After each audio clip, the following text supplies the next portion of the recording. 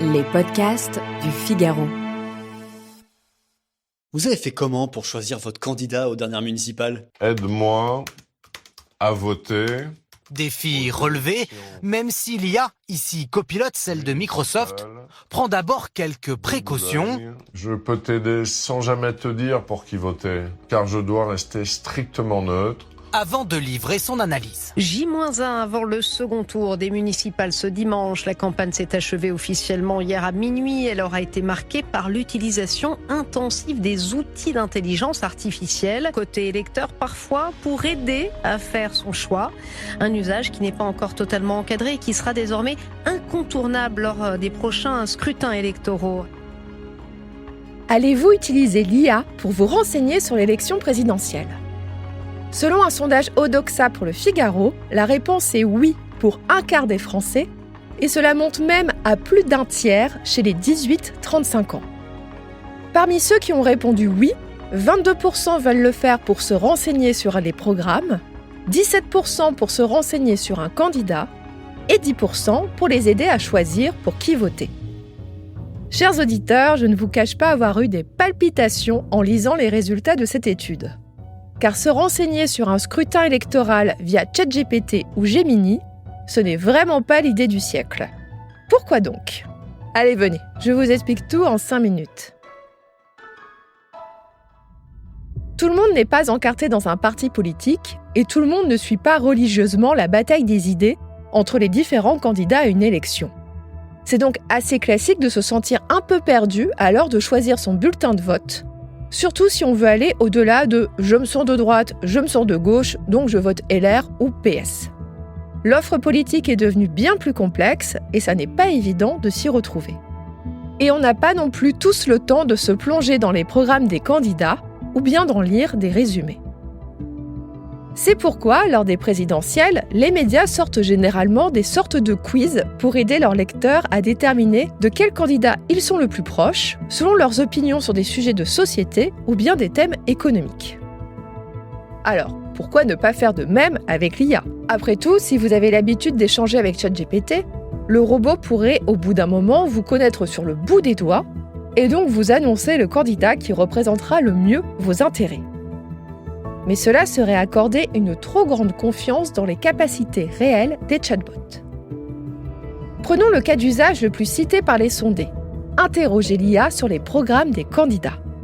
Par exemple, via des questions comme « Que proposent les candidats pour le pouvoir d'achat, pour le prix de l'essence, pour les retraites, pour les indemnités chômage ?» Bon, je pense que vous avez déjà entendu parler du problème des hallucinations des intelligences artificielles. Pour ceux qui l'ignorent, les chatbots ont un petit peu trop tendance à inventer des faits. Je vais vous donner un exemple récent. Le New York Times a été pointé du doigt pour avoir inventé une citation d'un homme politique canadien de premier plan. En réalité, le journaliste avait utilisé une IA pour générer un résumé des idées de cette personnalité sur certaines questions internes à ce pays. Et l'IA a sorti une citation montée de toutes pièces que cet homme n'a jamais prononcé. Imaginez maintenant, si vous demandez à ChatGPT, Gemini ou Meta AI un résumé du programme d'Édouard Philippe, de Jean-Luc Mélenchon ou de Marine Le Pen, et que la réponse insère des propositions totalement fausses. Cela risque d'orienter votre choix et vous pousser à voter pour quelqu'un pour de mauvaises raisons. Alors imaginez maintenant demander à ChatGPT pour qui voter. Évidemment que le risque d'erreur est énorme. D'autant que différentes études dans d'autres pays européens ont montré que les IA étaient partiales. La CNIL néerlandaise a ainsi noté fin 2025 que les IA vont avoir tendance à mettre en avant les 2 partis favoris pour une élection au détriment de tous les autres. Et cela, même si l'internaute fait part à l'IA d'idées très proches de ces partis délaissés par le chatbot. Pour la CNIL néerlandaise, il s'agit d'une atteinte directe à l'un des fondements de la démocratie, car les électeurs sont poussés vers un parti qui ne correspond pas à leurs opinions. Le Figaro en a fait le test.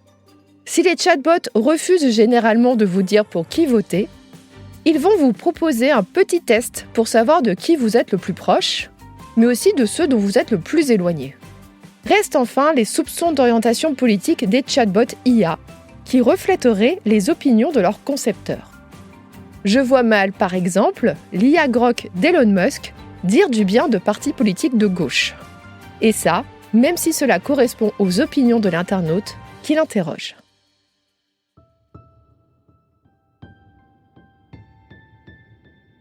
Merci d'avoir écouté Question Tech. Je suis Chloé Voitier, journaliste au Figaro Économie.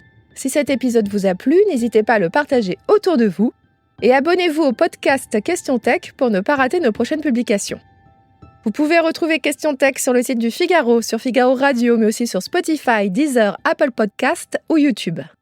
Et n'oubliez pas, dans la tech, il n'y a pas de questions bêtes. À bientôt.